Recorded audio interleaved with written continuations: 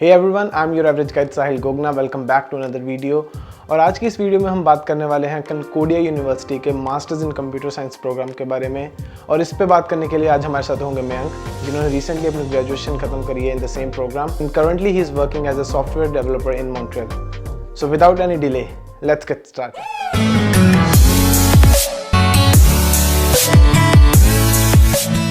Hi Mayank, first of all, thanks a lot for coming. Thanks Sahil for inviting me, buddy. Yeah.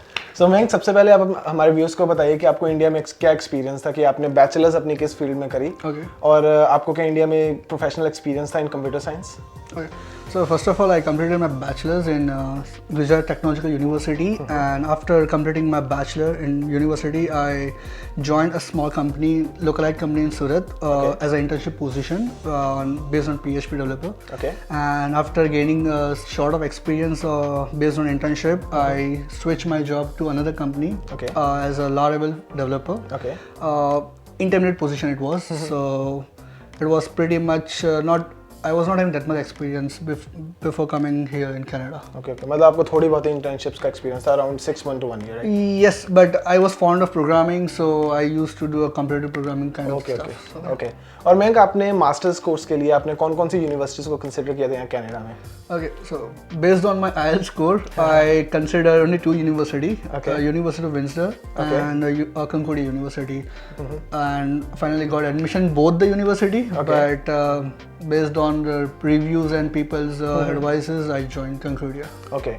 और मैंक, ये जो कंकोडिया में computer science की degree है, it's of two types, right? One is thesis based and one is course based, right? तो आपकी कौन सी थी, और इनमें बेसिकली बैकग्राउंड रिक्वायरमेंट क्या होता है कि अगर आपको कोर्स बेस में जाना है या फिर थीसिस बेस में जाना है? Okay, basically mine was course based, but मुझे ज़्यादा नॉलेज नहीं है थीसिस में होता क्या है, but generally thesis is all about researching part. You go more deeply dive inside some topics and you start researching over it. पर मेरे को जैसे रिसर्च करने शौक है नहीं, तो like I was continue doing my own course based journey where I have to do normal subjects. Yeah, there was lot of diversity because when I came to Canada in Concordia, my expectation was like I will do some masters in machine learning or some kind of stuff that what we all have the mentalities. But then it was like a normal way of masters, but it was pretty much different than the previous college, like my bachelor's. So it was more of a personal choice कि आपने course based choose करी rather than Yeah, it was like I'm not that much of research guy. Okay. और मैंक, ये जो आपने जब bachelors के लिए यहाँ पे मास्टर्स के लिए आपने यहाँ पे अप्लाई करा, तो इसकी कंकोडिया की रिक्वायरमेंट्स क्या थी? क्या सिर्फ आपको आईएलटीएस का एग्जाम देना पड़ा या फिर आपने कोई एंट्रेंस एग्जाम भी दिया था? I think I remember मैंने आईएलटीएस से दिया था, और that another was my bachelor's score. That's it. तो अगर मैं आपसे फ्रैंकली पूछूं तो कंकोडिया में कंप्यूटर साइंस में घुसना या फिर एडमिशन लेना कितना मुश्किल था?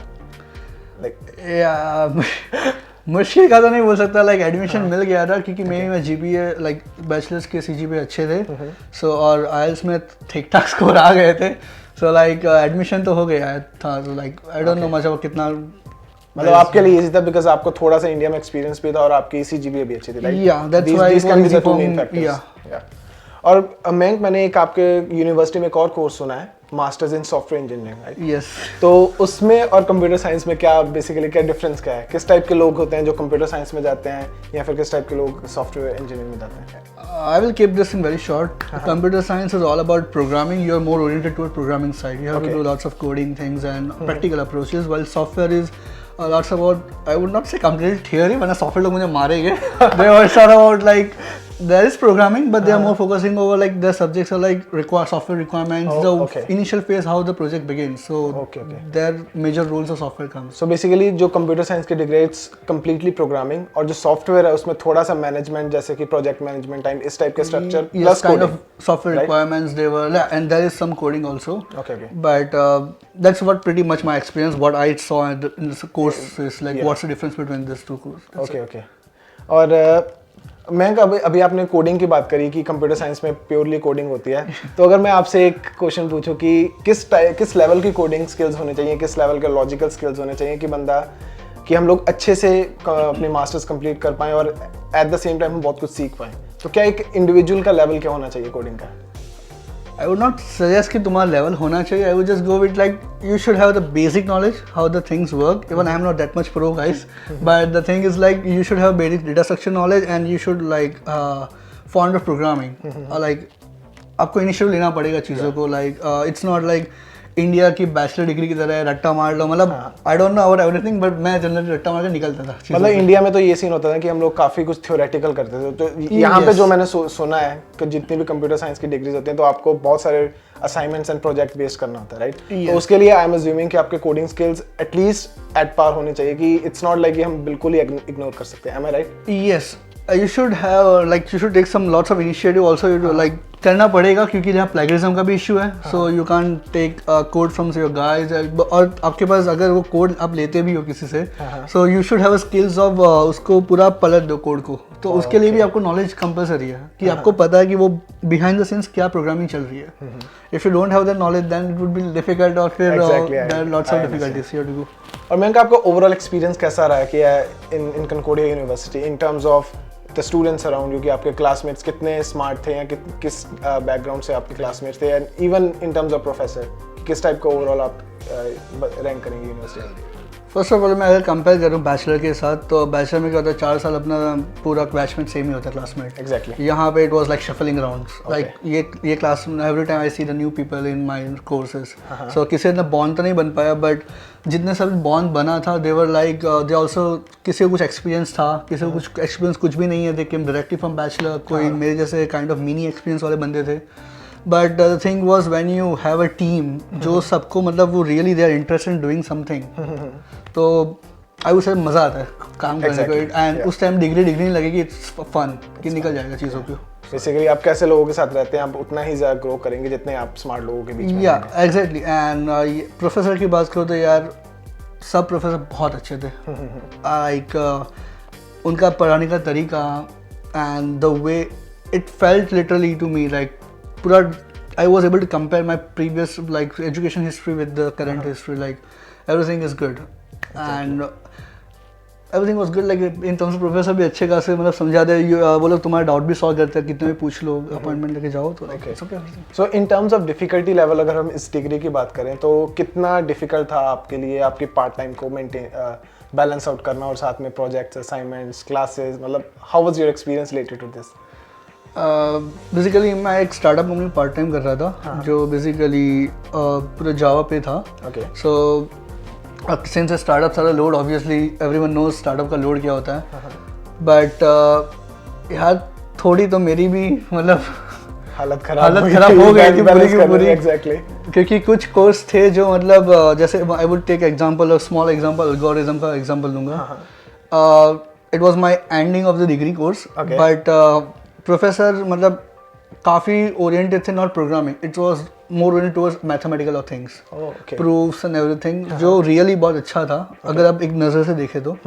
बट इट वाज लाइक एक एंड पॉइंट पे लगा था निकलेगी डिग्री, अब निकल जाएगी ये, क्योंकि अब ना हो रहा है, क्योंकि इट्स नॉट एवरीथिंग, अगर आप प्रोग्रामिंग में अच्छे होता है प्रूविंग्स में भी अच्छे ही हो। Exactly, so everything is different, तो मेरा ये फेज था थोड़ा तो डिफिकल्ट हो गया था, तो थोड़ा बैलेंस इस वे में करना पड़ा कि कुछ नाइट्स कवर करनी पड़ी, कुछ डेज मतलब सोना थोड़ा कम पड़ा, ताकि थोड़ा बैलेंस हो जाए सब कुछ, थोड़े सेक्रीफाइस करने पड़े लाइक एंजॉयमेंट के टर्म्स में, दैट्स वो थोड़ा और होना पड़ता है। ओके, और मैं अगर हम बात करें एक्सपीरियंस की, तो आप क्या सजेस्ट करेंगे कि ये से पर्टिकुलर डिग्री परस्यू करने से पहले इंडिया में एक्सपीरियंस लेना चाहिए, या फिर एज अ फ्रेशर भी आके आप इजीली इस डिग्री को कर सकते हैं? So what's your can do it, it's not something mandatory thing कि आपका एक्सपीरियंस होना ही चाहिए। अगर आपको कोडिंग की नॉलेज है काफ़ी, एक कंप्यूटर प्रोग्रामिंग और बेसिक प्रोग्रामिंग की भी नॉलेज है, तो यहाँ के थोड़े एफर्ट्स कर दो, हो जाएगा। So I would not consider from my age पर माय ओपिनियन दैट आपको डिग्री एक्सपीरियंस होना ही चाहिए। It's okay, you can do it.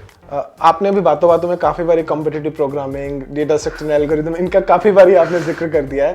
So like there are people in India, right, जो हमें पता है कि हमारे बैचमेट्स होते हैं जो बैचलर्स में, कि not everyone is that good at coding, right? Yes, especially related to data structure and algorithm, these types of subjects, right? Yeah.